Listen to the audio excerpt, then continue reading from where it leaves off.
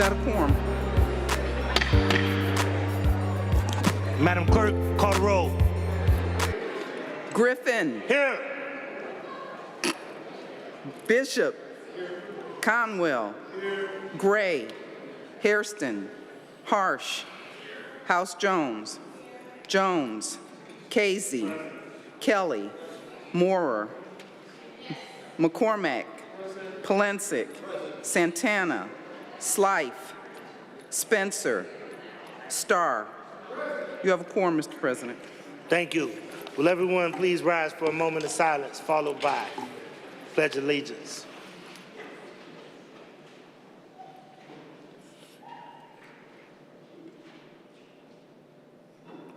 Thank you. I pledge allegiance to the flag of the United States of America and to the republic for which it stands, one nation, under God, indivisible, with liberty and justice for all. I'll start out by making the following statement. This meeting of Cleveland City Council is a lawful meeting under Section 605.04 of the Codified Ordinances. No person with purpose to prevent or disrupt a lawful meeting shall do any act which obstructs or interferes with the due conduct of such meeting. Members of the public are invited to speak only under the rules set by this council. Disruptions, including but not limited to speaking out of turn and making loud noises and loud utterances, are in violation of the rules and interfere with the due conduct of this lawful meeting. Such disruptions may constitute a misdemeanor and a violation of Section 605.04. Anyone who disrupts this lawful meeting in violation with the codified ordinances commits misdemeanors and is subject to prosecution.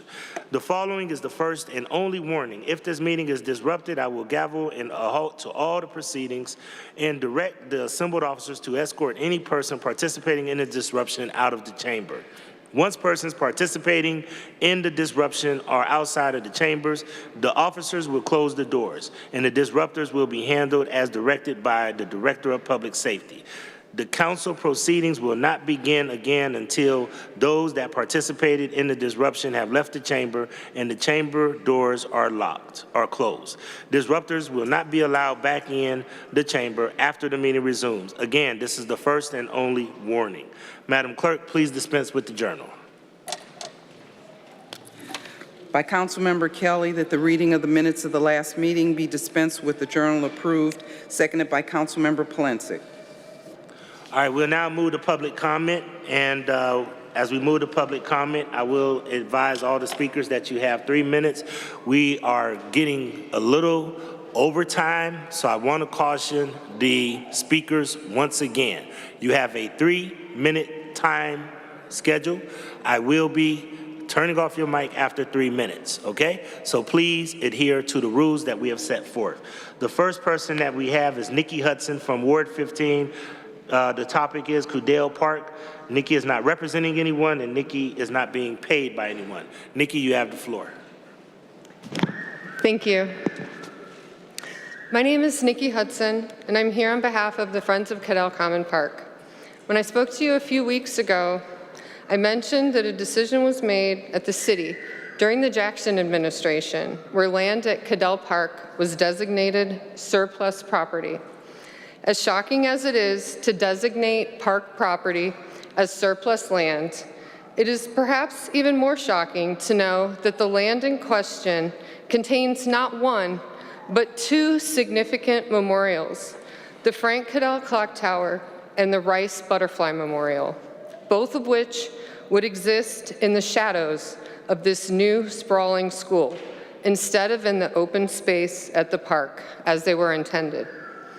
So not only were the community's interests overlooked when the decision was made to build on the park, so were the legacies of the Coudale family who donated the land and the Rice family who lost their beloved son, Tamir, at Coudale Park.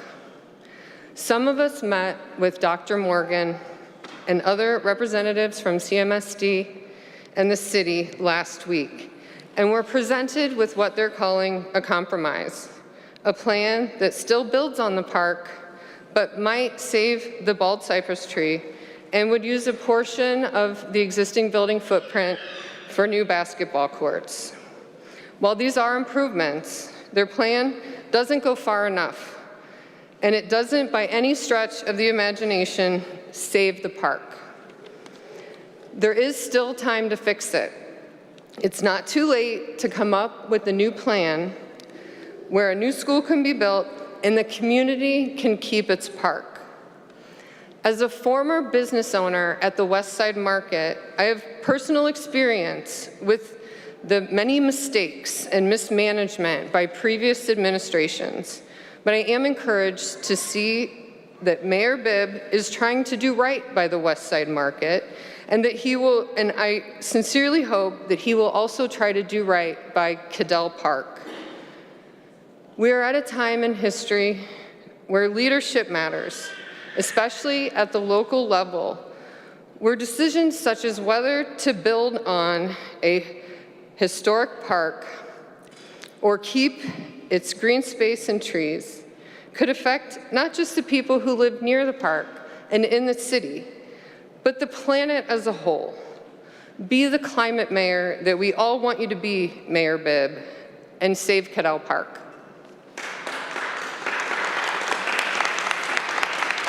Next, we have James Lamb. James Lamb is from Cleveland. James is here to talk about neighbors. He's not representing anyone, and he is not being paid by anyone. Mr. Lamb has the floor.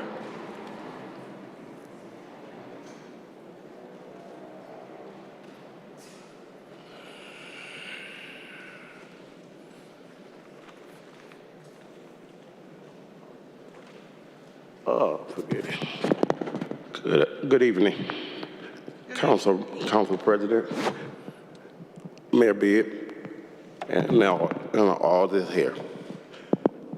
I'm at the point where I've been in this city 50 years or better. I done dealt with this city for 49 years at least. And every time I turn around, I get one thing thrown up at me, and that's somebody asking me, how can we get something solved? They talk about the cease letter and everything else. Everything got done in this city when they came in here and talked about the cease letter. We've been in this city for 50 years. We're watching our money go down the drain backwards, okay? We got dollar stores on the east side, and that's all we got. All we believe is that people of color and folks that poor can just shop at the dollar store. We go to the west side, which I live, and I'm so sad. I look up and I say, well, how in the world is it that I can pay taxes in the city, I can pay rent in the city, I can shop in the city, but I can't run nothing here in this city. There's one black business in Tremont, period. One. I've been there 17 years. I'm asking myself, how is it you want me to give you my money, but you don't want me to have a chance at making it? And then I'm going to close out with one thing. I was let go from the city of Cleveland on the basis of me asking for a meeting with the mayor. Turn around. After I had complained and tried to get Sam Gitzentana and them to help me clean up a spot while I was there, this is what I found out once I left. I'm going to show you a picture. I just want you all to look at a picture. This is the closet. This is the closet that I used to work out. I ain't never, in the 50 years in the city of Cleveland, I ain't never seen a janitor have a closet cleaner than his house, okay? Never in my life. Mr. Lamb, could you wrap up, please? you, Please. sir. Your time is up. Your time is up, sir. But please. I got to keep everybody at the same Okay, do me amount of one time. thing. I'm gonna say this and I'm gone.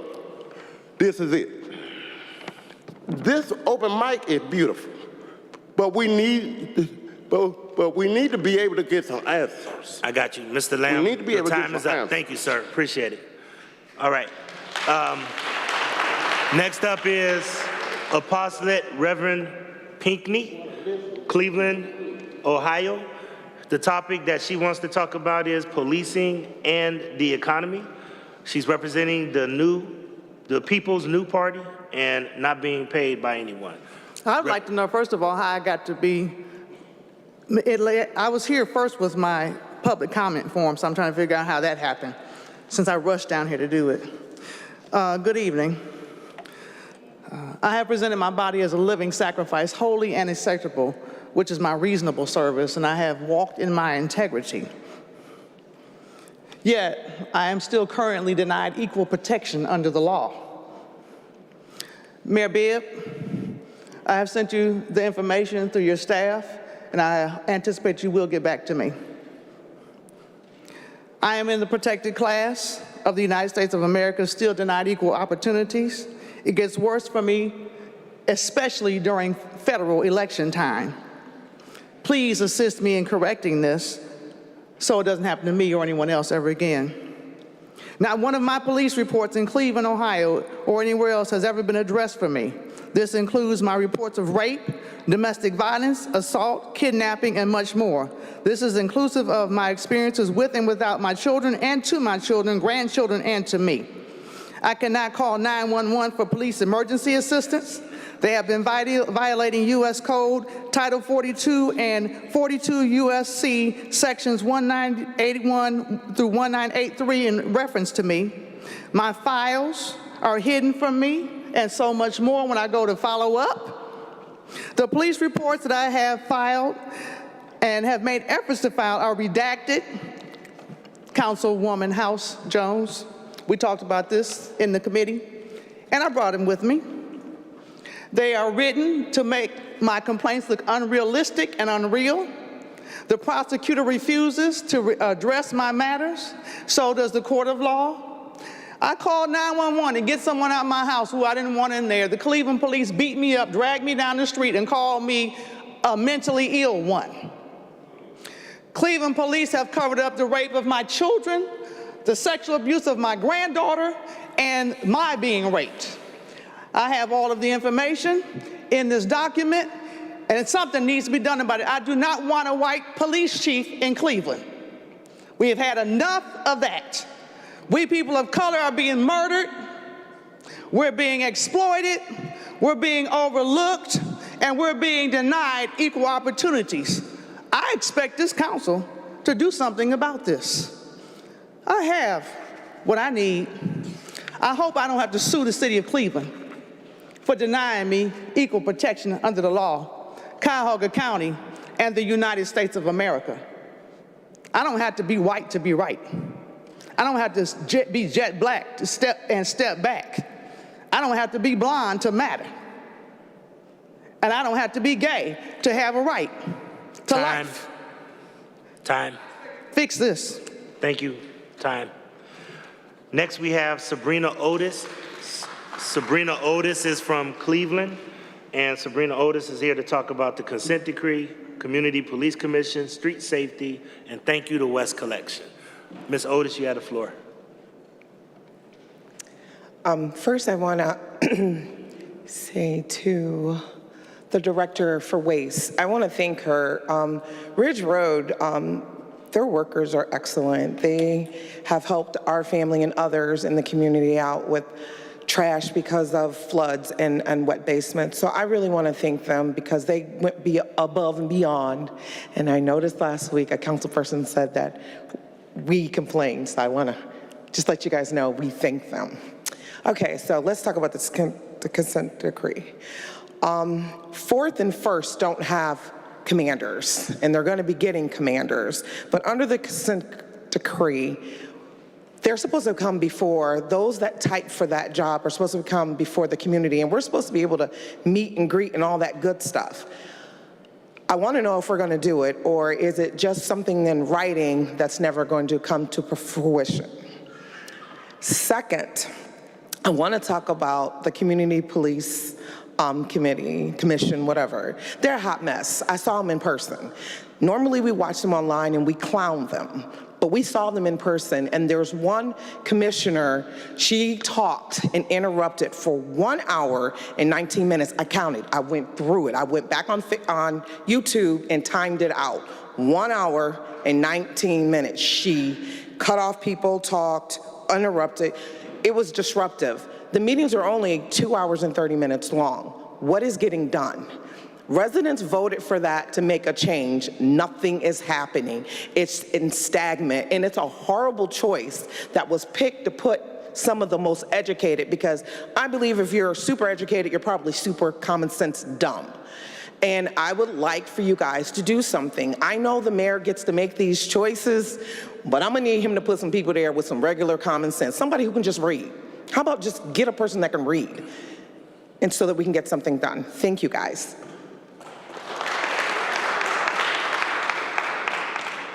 Next, we have Jamie Brazier. Jamie Brazier is from Ward 15. Topic is Marion Seltzer School, not representing anyone, not being paid by anyone. You have the floor. Hello.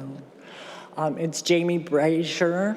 Brazier, thank you. Yes, I'm from the Cadell area, Ward 15. Standing here, I want to address the council's past vote to dispose of Cadell Park as surplus land. Whether through misguided intentions backed by Matt Zone or plain ignorance, the council voted to swap away the park in Ward 15. If council controls the way city funds are allocated, it has to be Jenny Spencer of Ward 15 introducing emergency legislation to provide for more funds to change the current design plans of Marion Seltzer School and save Cadell Park. Or it has to be her that introduces legislation directing the administration to take back the parkland from CMSD through eminent domain and make it a historic designation. Jenny Spencer, as a caring person you are, and my council person, this is the only logical move you can make if you truly believe Cadell Park can be saved, along with incorporating a new design and location for Marion Seltzer Elementary School. Mistakes were made, and it's time to remedy them now. You all made a mistake with Watterson Lake and destroyed it as a swing site. Do not tell us, well, we're sorry, we'll do better next time. No, do better this time. The only people who like this design is Mayor Bibb, Dr. Morgan, the teachers, some of the parents of the students, and the people getting paid for designing and building it. I am crying foul. The Cadell community and others do not want the new school on the current green space. And contrary to what you all believe, they were never engaged. We are not 8 people. We are 2,080 plus people. Mayor Bibb, you are washing your hands of the whole deal and passing it off to Dr. Morgan. This is wrong. Mayor Bibb, if you can allocate the money to build a $2.4 billion stadium, you can find $4 million plus to fix this debacle called the new Marion Seltzer School. The students can be shipped to another school while it's being built on the same footprint or built in another location outside Cadell Park green space. Mayor Bibb, your climate conference will look like a fiasco by what will be exposed to the attendees of how Cadell Park was mishandled, called and treated like surplus land. I'm finishing my sentence, please. Please wrap it up. And devastated by Cleveland's so-called climate committee choices, by the climate mayor you portray to be. Ma'am, your time is up. Save Cadell. Thank you. Next, we have Fauzi Badur from Ward 11 to talk about Cadell Common Community Park, representing anyone and not being paid by anyone. Good evening. I'm back. As I promised you, I will be back to update you on our meeting last week with the CMSD. We met with the CEO, Dr. Morgan, representatives of the city, Dr. DeRosa, two honorable council persons were there, and the meeting was comfortable. It wasn't clear at all, but it was comfortable. We present them with some solutions. One of the solutions, one of the best solutions under the circumstances, is instead of expanding north from the existing school toward Detroit, to expand west toward West Boulevard. Dr. DeRosa said it's possible, but we have to move the utility under the ground, the sewer stuff, and it costs $4 million. If I have $4 million, I would pledge it right now. If my friends here, the Friends of Goodell, have $4 million, we'll pledge it right now. Somebody has to come up. If there is, to my knowledge, to my conviction, we don't need to move the utilities. We can work around it. But if necessarily, that's where your turn comes, to come up with the money. That would not, expanding it north would kill the park, would end it. Expanding it south would affect the park, would not kill it.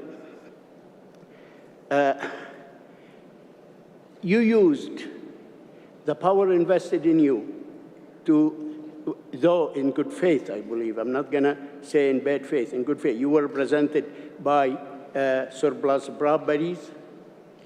None of you knew what Goodell is, and Councilwoman Spencer wasn't new here. I'm not gonna blame nobody for, and I'm saying that it happened in good faith, but in that faith, in that good faith, I'm asking you to come up with two resolutions. One resolution is to demand they talk to us in good faith. Second resolution is the city must come up with the money, if necessary, to correct this problem at the minimum. And to Justin Bibb, I'm going to say this, we'll meet next election. Thank you.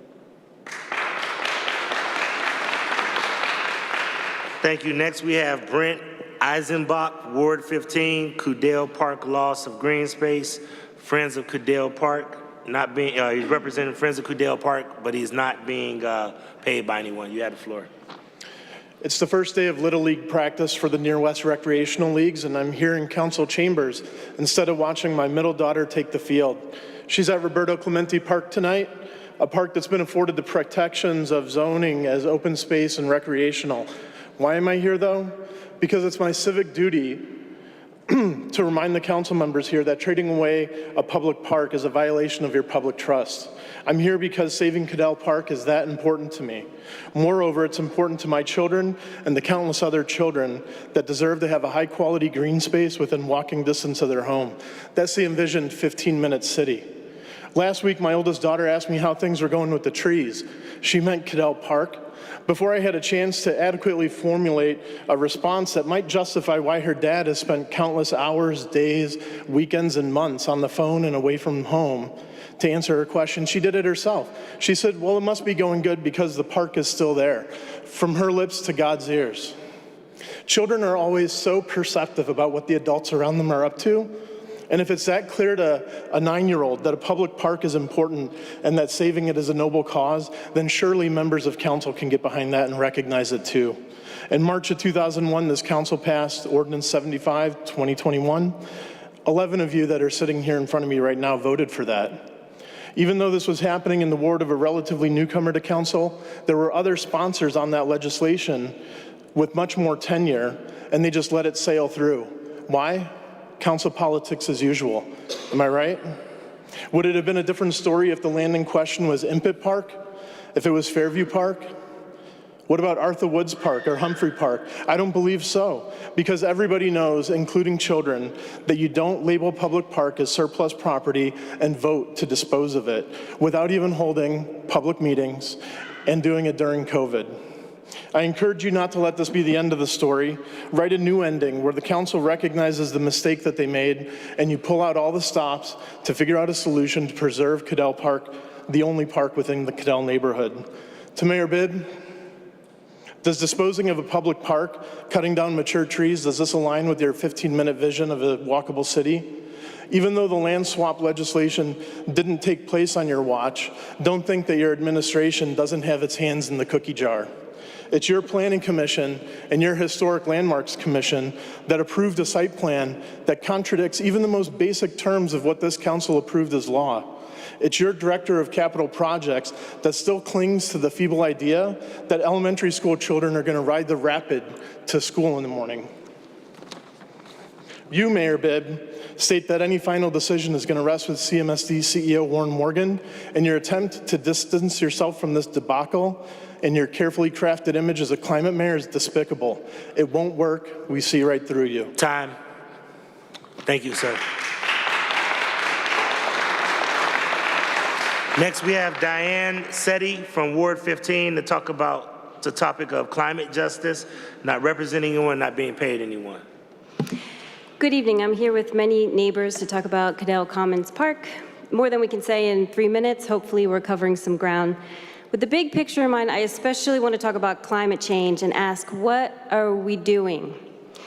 Listen, I've worked as a certified arborist, been involved with the creation of the Cleveland Tree Plan, been awarded the Cleveland Climate Action Award from Mayor Jackson, been a climate ambassador for Cleveland Neighborhood Progress, led Cleveland Botanical Gardens Green Corps Urban Agriculture Program for teens, launched and led the Tree Corps Community Forestry Program, and served on the board of ecological education nonprofits. I serve now on Council Member Spencer's Ward 15 Tree Canopy Steering Committee and work full-time at UH Rainbow Babies and Children's Hospital as a horticultural therapist. I say all this to say that talking about climate change or trees and the value of nature and community green space is not a new buzzword or a trend to me. My life's work has been focused on the innumerable intersectional benefits nature provides, providing psychosocial, emotional, physical, cognitive, aesthetic, spiritual, and economic values. Protecting our community's natural resources is a matter of survival for future generations. The UN put out a report this month explaining how we have 2 years to save the planet from complete ecological collapse and climate catastrophe. And low-income Black and brown communities are on the front lines. And so when I hear in the Forest City with the so-called climate mayor chair working on pursuing the Cleveland Tree Plan and partnering with Trust for Public Land to be a, quote, climate smart city with its comprehensive parks and rec plan, acting as the host of the National Climate Leadership Conference at the end of this month. And I feel like I'm being played like a fool to be told, sorry, just can't find the cash to redesign the school building to preserve the highly used historic Cadell Commons Park with all its established mature trees, but I was able to double the budget for downtown development project and give a no-cost lease and soft funding to the private development project on the old Watterson Lake School property on Detroit Avenue. Mayor Bibb, you may not have been mayor when City Council voted to designate Cadell Commons Park as surplus property and traded away for private development, but you're the mayor now, and you need to put your money where your mouth is. Max Hayes, for example, they altered their school plan to be able to be lighter and adapt to the sewer lines. We have options. Take a stand for climate justice, make it a priority, find the money for the school, protect this park, or else your legacy will be a climate clown. And lastly, save Cadell Park, end the ecocide that's happening, the genocide, and free Palestine. Thank you. Time. Thank you. Next, we have Dean Van Faroe from Ward 15 to talk about preservation of Cadell Commons Park, not representing anyone and not being paid by anyone. Honorable Council, Mayor Bibb, residents of Cleveland, I stand to speak for a possible solution to the Cadell Commons Park situation. I think most of you feel that the decision was unwise, including you, Mr. Mayor, but you're between a rock and a hard place. You want to return Cadell Commons to the residents, but you also want the kids of Seltzer to have a new school. There seems to be no way around this. But there is a solution that would protect Cadell Commons for the residents and provide a new school for the kids. A win-win. The key is having a viable swing site available at the right time. According to the CMSD website, the new Clark School, which is currently in the old Booker Montessori swing site, will be finished in the summer of 2025. Construction of the new Seltzer is supposed to begin in the spring of 2025. Close by, just 6 minutes from Marion Seltzer, and available, just 3 months difference according to the plans. If CMSD can only wait several months, this is a viable option. But why and how would CMSD do this? Here's why. The kids of Seltzer would not have to stay in their poorly maintained school next to a construction zone for 2 years. That's the current plan. Wouldn't it be better for the kids of Seltzer to be in a quiet, safe school, away from the noise and dust and truck traffic of a construction zone? Yes, it would. And the Clark swing site will be available at the right time for them. And here's how. You, the City Council, will make amends for the mistakes that you made. You'll negotiate a return of Cadell Commons to the residents, and you'll provide the extra funds that CMSD may need as they go back to their original plans to build a new school on the same footprint. You've been willing to give millions in free money to the developers of the Watterson Lake property that you got from the land swap. You'll certainly be able to find money for the kids of Seltzer and the residents of Cadell. And I just believe that you can find that money. So it was an unwise swap, but by God's grace, there are other solutions, including the one that I have given you. And in the end, there will be a third win. The kids and adults of the Cadell community will see that apologies can be given and amends can be made in the interest of the public good. Thank you.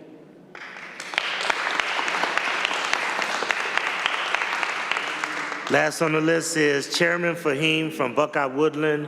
The topic is back home, representing New Era Cleveland, not being paid by anyone. Good evening. First off, I would like to start by saying that love, the word love, it's an act. It's a spiritual act, right? And so when people are traumatized and experiencing a crisis, we have an obligation to do something. Right, Councilwoman House, I heard you speak a few weeks ago about a family in your neighborhood, your ward, whose house was shot up. Ask that family about Chairman Fahim and New Era Cleveland and how we stepped up and supported them. Ask that family how we reassured them that returning back to their home, they were safe in this neighborhood riddled with violence. Ask that family about us. There's been a whole lot of speculation about my character, right? The last 9 weeks, you all seen this, I brought a lot of my youth down from the academy, teaching them the importance of political accountability, visiting various wards throughout the neighborhood, attending community meetings, right? And recently, April 26th, Ward 4 community meeting, we had an incident with that councilwoman. The behavior was very thuggish. That's the term that's used frequently in these spaces. The behavior was very thuggish. We were met with hostility the moment we walked into a public community space at a rec center, in a public community room, even going as far as to ask for security to remove a community organizer and about a dozen youth from this public community space at a public community meeting paid for by taxpayers' dollars. And my question to her colleagues, is this the kind of behavior that's acceptable amongst you all? And why is it that an organization that is doing all this phenomenal work, being antagonized and having these barriers put in place for us? So as this incident continued to escalate, I used it as a teaching moment for my youth, as we do with everything in life. Remain composed. Life is not about what's happening to you. It's about how you respond to it. And so this is our collective response. We're going to continue to apply pressure in every space. A few weeks ago when I said I wanted to smoke, I meant just that.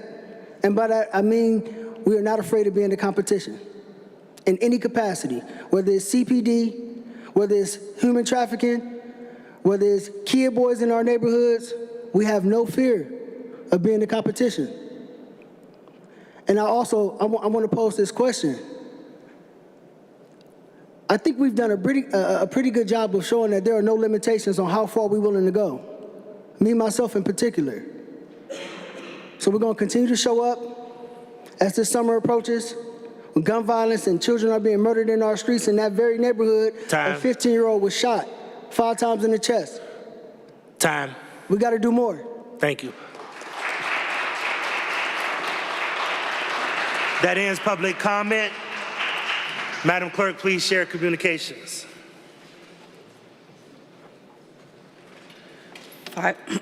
File number 531, 2024, from Director Martin Kane. City of Cleveland, notice of grant acceptance of $150,000 from the George Gunn Foundation to support the position of a Climate and Environmental Justice Fellow at Cleveland Public Power.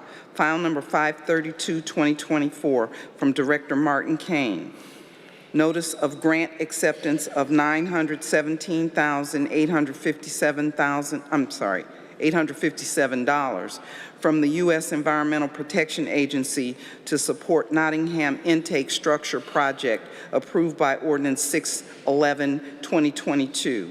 File number 533, 2024, from Director Martin Kane. Notice of grant acceptance of $75,000 from the Cleveland Foundation to support the position of a Climate and Environmental Justice Fellow at Cleveland Public Power. File number 536, 2024, dedication plat for re-subdivision plat of the Eastwood subdivision, southeast corner of Grovewood Avenue and East 164th Street, formerly Grovewood Park, Ward 8, approved by Committees on Municipal Services and Properties and Development Planning and Sustainability. Without objection, plat approved. 537, 2024, dedication plat for proposed Herman Townhomes subdivision plat, south side of Herman Avenue between West 49th and West 54th Streets, Ward 15. Approved by Committees on Municipal Services and Properties and Development Planning and Sustainability. Without objection, plat approved. From the Ohio Division of Liquor Control, file number 534, 2024, regarding a stock application at Tavern of Little Italy, 12117 Mayfield Road, Ward 6. Are there any condolence resolutions? Resolutions of condolence by Councilmember Griffin for Dorothy L. Fort, by Councilmember Griffin for Lamont Lloyd, by Councilmember Casey for Daniel J. Cavoli, by Councilmember McCormack for Thomas Zahn, by Councilmember Polensek for Michael F. Cavada. Are there any other condolences?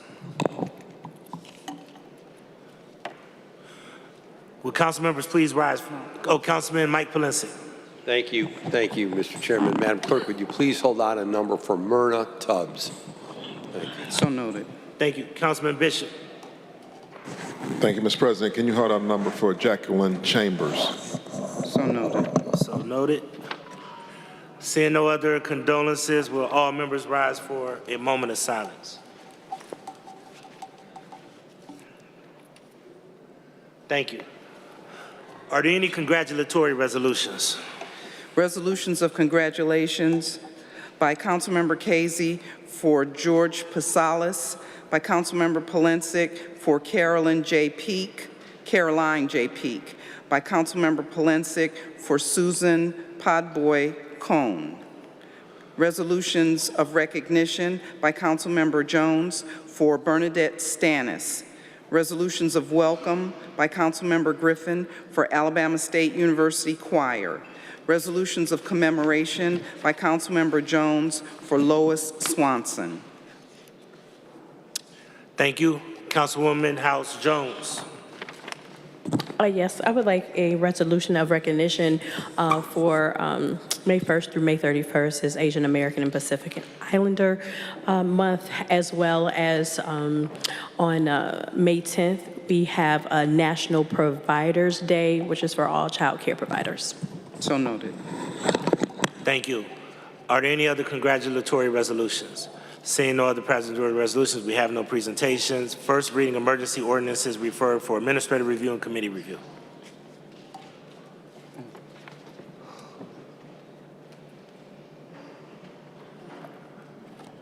Ordinance 521, 2024 by council members, is that?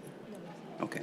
By council members Bishop and Griffin by departmental request to continue the divisions of recreation and park maintenance and properties and the Office of Special Events by marketing, by repealing various sections of Chapter 131 as amended and enacted by various ordinances to amend Section 131.02 relating to the duties of the Director of Public Works, to create the Department of Parks and Recreation, to enact new Sections 133.01 to 46, and to amend various other sections of the codified ordinances as amended and enacted by various ordinances relating to the foregoing changes.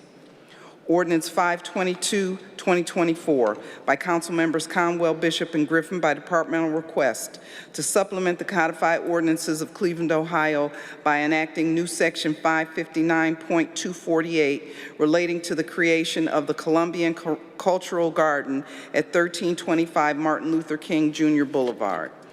Ordinance 523, 2024 by council members McCormack and Griffin by departmental request, authorizing the Director of Port Control to exercise the first option to renew a lease agreement with Markin Cami for the lease of office space at Burke Lakefront Airport for the operation of a software company. Ordinance 524, 2024 by council members McCormack and Griffin by departmental request, authorizing the Director of Port Control to enter into an amendment to a lease agreement with Markin Cami to increase the leased premises located at Burke Lakefront Airport. Ordinance 525, 2024 by council members Polensek and Griffin by departmental request, authorizing the Director of Community Relations Board to enter into a contract with the President's Council Business Chambers, fiscal agent for the Mount Pleasant Ministerial Alliance, Icons, and Children at Play Edutainment for the professional services necessary to develop and implement young adult violence intervention and prevention programs and strategies to reduce violent activity on streets in hotspot areas and for other community violence intervention work for 1 year with three one-year options to renew, exercisable by the Director of Community Relations.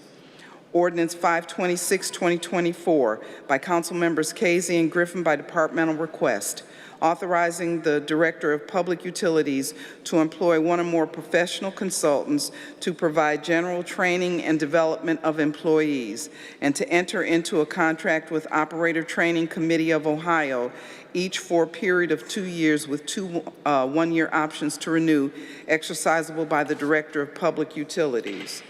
Ordinance 527, 2024 by council members McCormack and Griffin by departmental request, authorizing the purchase by one or more contracts of blast-resistant trash receptacles for Cleveland Hopkins International Airport for the Department of Port Control. Thank you. First reading emergency ordinances to be passed.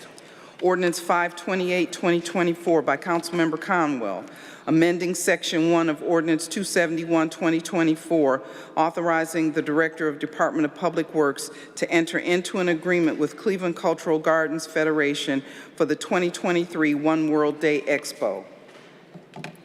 Read the motion to suspend the rules.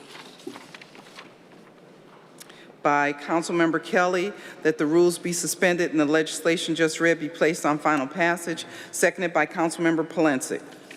Call the roll. Griffin, Bishop, Conwell, Gray, Hairston, Harsh, House Jones, Jones, Casey, Kelly, Moore, McCormack, Polensek, Santana, Slife, Spencer, Starr. 15 yeas. Call the roll on passage. Griffin, Bishop, Conwell, Gray, Hairston, Harsh, House Jones, Jones, Casey, Kelly, Moore, McCormack, Polensek, Santana, Slife, Spencer, Starr. 15 yeas. First reading emergency ordinances referred for administrative review and committee review. Non-emergency. For what? No, I said first reading emergency ordinances referred for administrative review and committee review. Ordinance 529, 2024, by council members Hairston and Griffin by departmental request to supplement the codified ordinances of Cleveland, Ohio by enacting new section 347.191 and to amend sections 343.01, 11, 345.02 as amended by various ordinances relating to adult use marijuana. First reading emergency resolutions referred for administrative review and committee review. Resolution 530, 2024, by Councilmember Slife, urging the administration's Department of Public Works, Division of Recreation, to improve pool policies for the benefit of resident patrons this summer.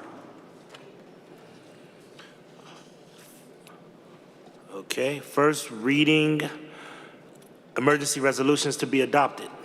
Resolution 535, 2024, by Councilmember Santana, objecting to the transfer of ownership and location of a C2 liquor permit to 3228 West 65th Street. Read the motion to suspend the rules. By Councilmember Kelly, that the rules be suspended and the legislation just read be placed on final passage. Seconded by Councilmember Polensek. Call the roll. Griffin, Bishop, Conwell, Gray, Hairston, Harsh, House Jones, Casey, Kelly, Moore, McCormack, Polensek, Santana, Slife, Spencer, Starr. 15 yeas. Call the roll on adoption. Griffin, Bishop, Conwell, Gray, Hairston, Harsh, House Jones, Casey, Kelly, Moore, McCormack, Polensek, Santana, Slife, Spencer, Starr. 15 yeas. Thank you. Second reading emergency ordinances to be passed. Ordinance 261, 2024, by Councilmember Griffin, designating the Jesse Owens House as a Cleveland landmark. Ordinance 105, 2024, as amended, by Councilmembers Griffin, Polensek, Jones, and Kelly, authorizing the Director of Public Safety to enter into a grant agreement with Crime Stoppers of Cuyahoga County, Inc., to carry out the public purpose of providing community outreach to educate people about the Crime Stoppers process in order to increase reporting of crimes and improve public safety in the city and surrounding region. Excuse me. Ordinance 167, 2024, as amended, by Councilmembers Casey, Polensek, and Griffin by departmental request, authorizing the Director of Public Utilities to extend the lease with City Rose Limited for the public purpose of operating the Division of Cleveland Public Power's East Side Service Center at 14100 Darley Avenue for a term of 5 years with one option to renew for an additional 5-year period exercisable by the Director of Public Utilities. Ordinance 306, 2024, by Councilmembers Bishop and Griffin by departmental request, authorizing the Director of Public Works to exercise the first option to renew a contract with Rumpke of Ohio for the transfer, disposal, and processing of recyclable materials. Ordinance 308, 2024, by Councilmembers Bishop, Griffin, Hairston, and Starr by departmental request, authorizing the Director of Public Works to enter into one or more contracts with Case Western Reserve University to provide a youth summer sports, nutrition, health, and life skills development program for 2024 under the National Youth Sports Program supported by Case Western Reserve University. Ordinance 309, 2024, by Councilmembers Bishop, Griffin, McCormack, Conwell, Hairston, Casey, Polensek, and Spencer by departmental request, authorizing the Director of Public Works to enter into a contract with the Northeast Ohio Muni Football League, aka Cleveland Municipal Football Association, DBA Cleveland Muni Football League, to conduct a citywide youth football program. Ordinance 328, 2024, as amended, by Councilmembers Bishop and Griffin by departmental request, authorizing the Director of Public Works to enter into an agreement with Neighborhood Leadership Institute to implement educational, recreational, and cultural programs in various school buildings and other facilities during evening hours, provide leadership training, and oversee summer tennis programs. Ordinance 329, 2024, as amended by Council Members Bishop and Griffin by departmental request, authorizing the Director of Public Works to employ one or more professional consultants to provide security services at various indoor and outdoor recreation facilities, including but not limited to recreation centers, outdoor pools, and various surrounding play areas for a period not to exceed 1 year. Ordinance 332, 2024, by Council Members Bishop and Griffin by departmental request, authorizing the Director of Capital Projects on behalf of the Office of Sustainability to apply for and accept a grant from the United States Department of Energy for the Energy Efficiency Conservation Block Grant Program, determining the method of making the public improvement of designing and constructing various types of energy efficiency improvements on up to 6 neighborhood resource recreation centers, and authorizing the Director to enter into one or more contracts for the making of the improvement. Ordinance 373, 2024, by Council Members Casey and Griffin by departmental request, authorizing the purchase by one or more contracts of LED video display boards with training, if necessary, for the 5251 North Marginal Road, including labor and materials needed to remove and dispose of the existing video boards and labor, installation and maintenance of the new equipment for the Division of Cleveland Public Power, Department of Utilities for a period of 2 years. Ordinance 386, 2024, as amended by Council Members Casey and Griffin by departmental request, authorizing the Director of Finance and/or Public Utilities to either exercise the first 1-year option to renew under the Sustainable Ohio Public Energy Council contract entered into under Ordinance 631, 2023, or to enter into an amendment to the SOPEC contract to change the options to renew from 2 1-year options to renew to 1 2-year option to renew, exercisable by the appropriate director, and to further authorize exercising such option. Ordinance 391, 2024, by Council Members Casey and Polensek, authorizing and directing the Director of Law to fully enforce the provisions of the Ohio Revised Code, Section 9.67, that imposes restrictions on the owner of a professional sports team that uses a tax-supported facility and that receives financial assistance from the state or the city. Ordinance 398, 2024, by Council Members Hairston, Griffin, McCormack, and Polensek, by departmental request, authorizing the Director of Economic Development to enter into an agreement with the Urban League of Greater Cleveland or its designee to assist with costs related to outreach, assistance, and administration of the UBIZ Microloan Fund and assistance, training, and planning for small businesses through the Entrepreneurship Center. Ordinance 401, 2024, by Council Members Hairston and Griffin by departmental request, authorizing the Director of Economic Development to enter into a grant agreement with Jumpstart or its designee to assist with costs related to providing technical and financial assistance to Cleveland businesses.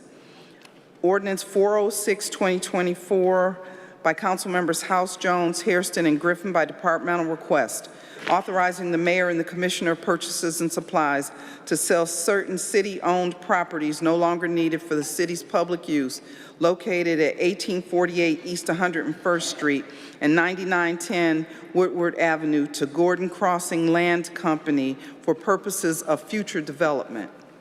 Ordinance 414, 2024, by Council Members Polensek and Griffin by departmental request, authorizing the purchase by one or more requirement contracts of ballistic vests for the Division of Police, Department of Public Safety, for a period of 1 year with 2 1-year options to renew, exercisable by the Director of Public Safety. Ordinance 442, 2024, by Council Members Bishop and Griffin by departmental request, authorizing the Directors of Public Works and Finance to enter into one or more contracts with the Cleveland Metropolitan School District to conduct recreational, cultural, and extracurricular programs for the benefit of school children during the 2023-2024 school year. All right. Okay, I believe that leads us to read the motion to suspend the rules. By Councilmember Kelly, that the rules be suspended and the legislation just read be placed on final passage, seconded by Councilmember Polensek. Call the roll. Griffin, Bishop, Conwell, Gray, Hairston, Harsh, House Jones, Jones, Casey, Kelly, Moore, McCormack, Polensek, Santana, Slife, Spencer, Starr. 15 yeas. Call the roll on passage. Griffin, Bishop, Conwell, Gray, Hairston, Harsh, House Jones, Jones, Casey, Kelly, Moore, McCormack, Polensek, Santana, Slife, Spencer, Starr. 15 yeas. Thank you. We'll now move to introductions, and there's a few people that I do want to acknowledge. And first will be Shalina Williams. Where did Miss Williams go? I know I seen her with the Cleveland. If she could please stand. It's my understanding, I think Ms. Williams is about to be, she's representing the Community Police Commission, but she has now just left the Community Police Commission. So I wanted to thank you for your service and acknowledge Ms. Shalina Williams. Let's give her a round of applause if we could. Thank you.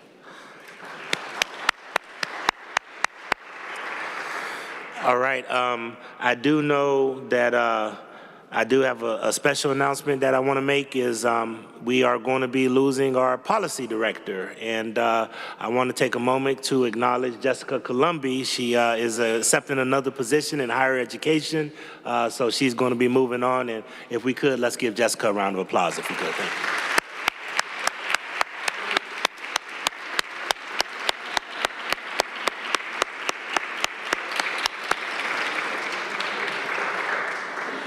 It's not easy to work with this body, so believe me, that round of applause is well deserved. So thank you so much for your service, and we look forward, and once a member of the council family, always a member of the council family. Thank you so much. Any other introductions? And I'm gonna save the dynamic duo for Councilwoman House Jones, but Jenny Spencer, did you have any recognitions? I do, Council President. They're not here, but I want to thank my residents who came down to give public comment tonight.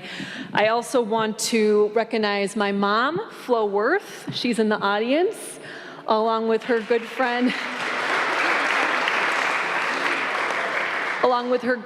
Miss Christine Baker. And my mom and Chris were here. We had a beautiful tour of the Discover the Promise Gallery that is on the second floor here at City Hall that was curated in part by Miss Rhonda Brown. And Miss Brown gave a sizable group of Ward 15 residents an extraordinary experience by touring that exhibit. And then we visited in City Council offices together, and I want to thank all of my colleagues and you, Council President, for always being open to inviting our residents into the People's House and to spending time with us here and seeing how we work. So it's an honor to have my mom and Christine Baker in the audience tonight. Thank you. You have a cool son in Ward 6 as well, so I just want to give a shout out for that as well. Your son is my constituent, great friend of mine, so thank you. Anybody else? Councilwoman House Jones. Yes, I wanted to make sure we acknowledge the team, the frontline team who are doing the Gordon Crossing project, Ms. Sheila Wright, as well as Ms. Angela Ty Bennett. Ordinance 406, 2024. It has definitely been long coming, but we should have some groundbreaking this year. This is a Black women-owned development team. So again, they are hard to come by and glad to see a project is actually moving forward. Thank you. And I just have to say, I mean, just their level of perseverance and their project just made me really light up because they really, really used their life experiences to draw this up. So congratulations, ladies, and best of luck on all of your projects and endeavors. Thank you so much. And thank you, Councilwoman House Jones, for leading the charge with that. Councilwoman Spencer. Thank you, Council President. I have one more introduction. We have Punch here this evening from Thailand, who is one of our ACYPL fellows. He is spending his fellowship with Cleveland Neighborhood Progress, but was an honorary council fellow today, and it was wonderful to have you with us. Thank you so much, Punch. Thank you. And I know he's here every week, and a lot of people may not know this, but we have the preeminent baritone in the city of Cleveland, Mr. William Marshall, if he could please stand up. Mr. Marshall, if he could please say, wave his hand or say hello or whatever. Okay, he's good. All right. Okay. Announcements. Any announcements? Any announcements? I do have one announcement, 4 o'clock on Wednesday. 4 o'clock on Wednesday, and I really would hope that we can get all of the Cleveland City Council people here in the rotunda for about a 1-hour program. I promise you it'll be in and out. The National League of Cities is bringing their 100-year bus to the city of Cleveland, and we're going to welcome them. The Councilman Conwell and the footnotes will be offering up some music. We're going to have some refreshments, but I really want to make sure that we treat National League of Cities well. We know that we're a very good partner with them. We had 2 presidents from the city of Cleveland in Matt Zone and former Mayor and Governor and Senator George Voinovich. So there's a rich history and connection between the National League of Cities and the city of Cleveland. Plus, you guys know when we go down there, they always do well by us and teach us best practices, and we have a very good partnership. So please try to make it this Wednesday, May the 8th. If you can get there before 4, better, but it's going to start promptly at 4, and then after we finish the program on their way out, we're going to take a picture in front of the bus and send them off. So I really want to make this a special moment, and if you guys can all be there, that'd be great. Thank you. And that includes everybody from the administration and the city and anybody else who would like to be there. So, any other announcements? No other announcements, I move to miscellaneous. Any miscellaneous? Councilman Richard Starr. And Councilman Richard Starr has asked for extra time.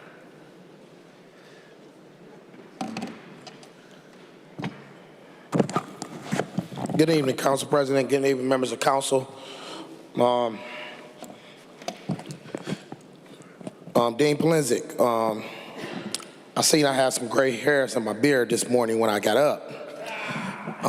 You told me doing this job is not for the weak. Being a public servant is not for everybody. And you always had these long days and a lot of issues that we have to deal with.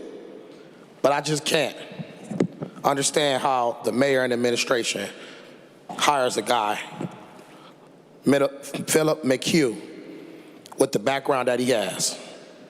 Based on a vetting process that we do for officers and anybody else, he wouldn't even pass the background check. But sometimes it ain't about what you know, your skills, it's who you know. I come from a different part of Cleveland, a part of Cleveland where nothing is given. Everything is earned. We've been dealing with issues in this city involving police brutality, civil rights violations my entire life. So hiring somebody who would have locked my grandma up and would have forged documents based on everything that was in that case around the Sherrod family to come to Cleveland and to get into an upper level job as a senior advisor for a job that was created, a job that he wrote his own job description for, is a slap in the face to everybody in law enforcement. It's a slap in the face to everybody that worked for this city, when we also understand that some people don't get a chance to get those type of positions. They gotta work every day and do the bare minimum and work themselves up. Me, I know that. I've been a public servant my entire life. I started from the bottom, worked my way up, when it's working with these kids, working in these communities, to serving on this body and winning an election similar to you. So my question is, Mayor Bibb, if somebody violates somebody's civil rights, why do we need them being overcharged and having oversight and advising anybody in safety? How is that possible? On top of that, we're doing a Launch and Learn series where the facts ain't mathing up. 1 + 1 ain't equals 2 right now. McHugh is saying this, but in his cases, he said another thing. But if we did everything that we needed in November when the job description was created, when he was interviewing for a job that he created, he mentioned that in July, he applied for a position and didn't get it.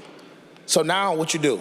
go create my own job, and then I get it now, and then you want Kerry Howard to hire him to basically be his replacement? On top of that, Kerry Howard asked him, did you have anything in your background? And he said no. So I mean, once again, we lying or McHugh is lying. And from the facts that I look at, it's showing that McHugh is a liar. He's showing that he got some racist tendencies. He forged documents in DC. He was a detective before he came here. So now you're telling me off of what experience says he deserved the privilege to discipline, advise anybody in this city to do anything. Only thing he needs to advise himself is pack his bags and go back to DC, because I'm not letting this go. I'm not letting this go. And what I mean by that is, everybody can tell you how to do your job, but they never did it. I walk these streets, I deal with issues. An hour ago, somebody just got killed at Lonnie Burton. I'm gonna be the one having to deal with that and address that. Philip McHugh got a car and he's advising, he ain't out there right now. But then we fire Kerry Howard.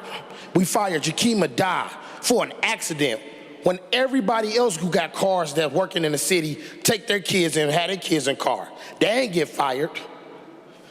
We let, it's so bad in our safety department right now that George Culture resigns. I was knowing George Culture when he was working at CMHA because I was out there with him as well. So now we look around and we know our interim safety director is going on vacation this month.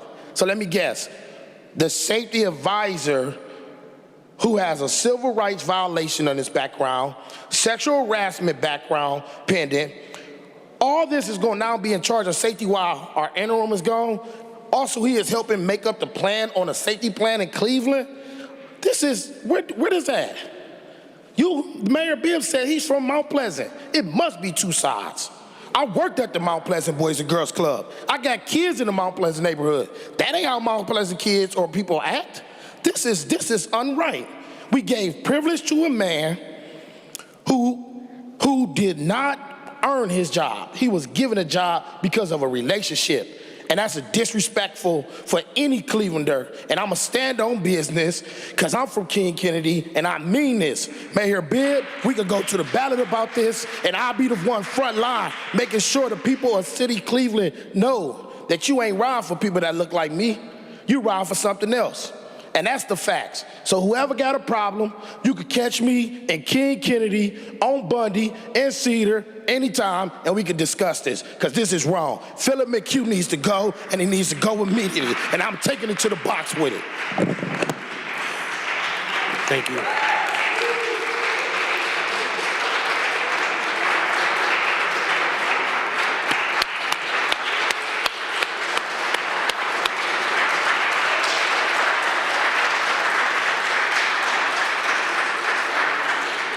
Do we have any other miscellaneous? Any other miscellaneous? Councilman Kevin Conwell. Councilman Kevin Conwell has also asked for extra time. We're going to miss Mother's Day, and I want to just say Happy Mother's Day to all the mothers in here. That's very, very important to me. And you know, I always push fatherhood. The best thing that I always say, the best thing that a father can do for his children is to respect his children's mother. That's very, very, very important. And then the children will see you respecting their mother, and this is how a boy will grow up knowing how to respect women, just by watching dad. And the little girl also, when she have a dad that's engaged in her life, will know how to pick a man, because it's about manhood, and that's very, very important. So I want to say to all the mothers, Happy Mother's Day to you. I want to do some thank yous before I get to my other point. I want to thank Building and Housing as well as the Health Department for going out there with me 6 weeks ago, maybe it was 2 months ago, David. And you might not know this, we received $11.2 million from HUD because at Park Place, there's vermin's running around and vermin's biting children and children living in abject poverty. You gotta care about that, that's your people. And I reached out to the health department, and I reached out to you, Sally. You sent some housing inspectors, and we went over there, and they start moving, but we gotta keep their feet to the fire. We can't have children turn around and they have to deal with filth and abject poverty, and we can't have that kind of stuff. So right now, when you pass by Park Place, the outcome measures, you see trailers out there, and they put some of the families into hotels and motels while we're rehabbing the place. So I want to say kudos to you.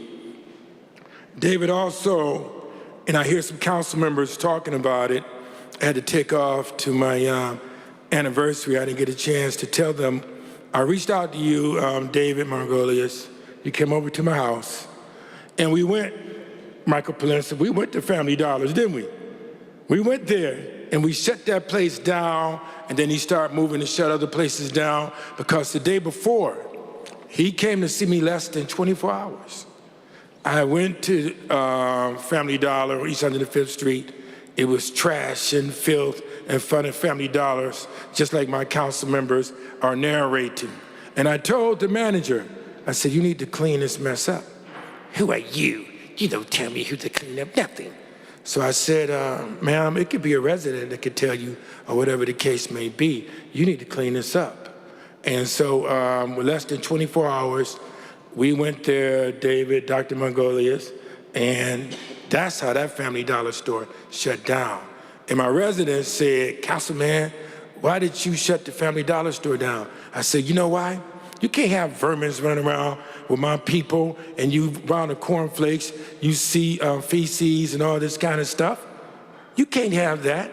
And if me as the council person and as a caring man and a caring citizen, we got to close that down. And I want to thank you very, very much, David, for closing it down. Just reach out to him and talk with him. Because you know Family Dollar is horrible. That became an addition by subtraction, which is very, very important. Now I want to move to, this Philip McHugh thing, it really hurts me, and it hurts me a lot. We bring this guy in, and I talked about it before, and I mentioned how, you see, and I read where it says 2 stories, and I just don't understand when he says this and someone says that. In the Bible, it speaks to being double-minded. You can't be double-minded, and you can't be double-minded as a leader. And you can't be double-minded and you go around children and you try to push law and order. You want to get to the truth. And then when you look at this guy, we're trying to clean our job is to clean up the police department. Safety director also. And then you bring someone like this into the city, and then the other police officers see that you're bringing someone like that into the city. How can you coach and counsel them? How can you train them to go in the right direction when we're bringing someone in? I would never did that. I just can't. I've been in management, I've been a director longer than the mayor's been alive. I have. And I cannot bring someone in that would not fit into the culture. Your culture is that you want to push for honesty, credibility, and integrity. And you don't get that with this guy. You don't get that with this guy. And you gotta have that, because that's what we need and we want with our police force, with our safety force. And in leadership, you bring someone else in that's like that. Everybody that comes to become a police officer, when we push community policing and other systems, gotta come from honesty, credibility, and integrity. No mark, no cloud in their title at all. When I worked in management as a director, if anyone had a cloud on their title, you couldn't come work for me. And I don't care if you're my friend or not. I told them that. I don't like hiring friends. I mentioned that to you. I like hiring employees who's going to get the job done. That's what I like hiring. And that character and credibility means a lot, because when in each and every one of our departments, we have to have people with great character.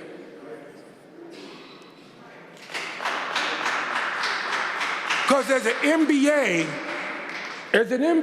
Richard, and as an MBA, we talked about organizational behavior. We talked about culture and how to push that. But when you bring someone else in that's not like that, it destroys us, and it's not good. And those guys are gonna look at that, because you're gonna have to do coaching and counseling to police officers. You're gonna have to do oral warnings, and you're gonna have to do write-ups and fire people. But how can you fire someone when you bring someone in with this kind of character? And you know I'm telling the truth. You are extremely bright, very articulate, and you know that's the way. He can't teach the way because he's not part of the way. And you know what I'm talking about when I say the way. I'm talking about moving someone in the right direction. So I'm asking you, you gotta move this guy. I'm not for having him there. And matter of fact, I gotta tell you this. My residents are for it. They're not for it either. They're not for it. And they're my bosses, my residents are my bosses. But guess what, Mr. Mayor? They're your bosses too. A lot of politicians don't like to say that, but the people and the residents are the bosses. And I'm just telling you, they're not happy about this. Many of the people from Glenville, and I'm gonna yield, they moved up from the South. They moved from Birmingham, Alabama. They moved from Jacksonville down in Florida. They moved from Jackson in Mississippi, and they went to Central, where this man Starr is at. And then they moved over to Glenville, and then they moved over to where you at. And they did that to escape a man just like the guy you brought in and you hired. Thank you very much.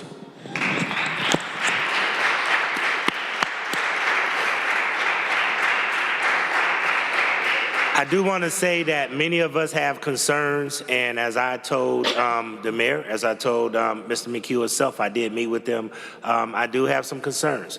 I know that council does not have the ability to remove anyone in that position, but I will tell you that as the mayor and everybody else understands, we speak from the passion of our residents, and many of our residents have been talking to us and speaking about this. And I will tell you that I've gotten several calls, and many of my colleagues have gotten several calls. So there are concerns. I don't want anybody to think that this is just relegated to Councilman Conwell and Starr.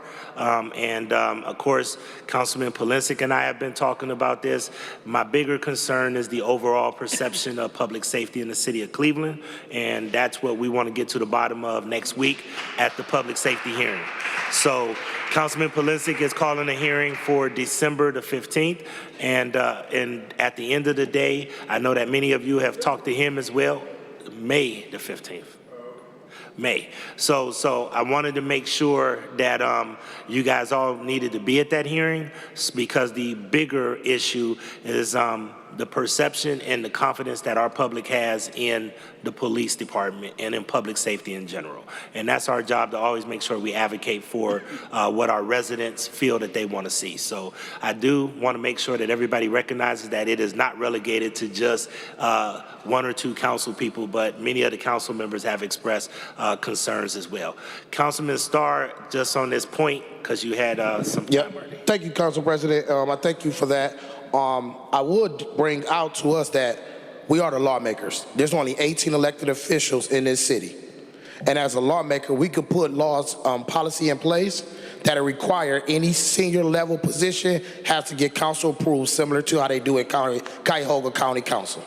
Also, we also got to make sure we understand that we still got a failing school district that the mayor picks for people to be on that board.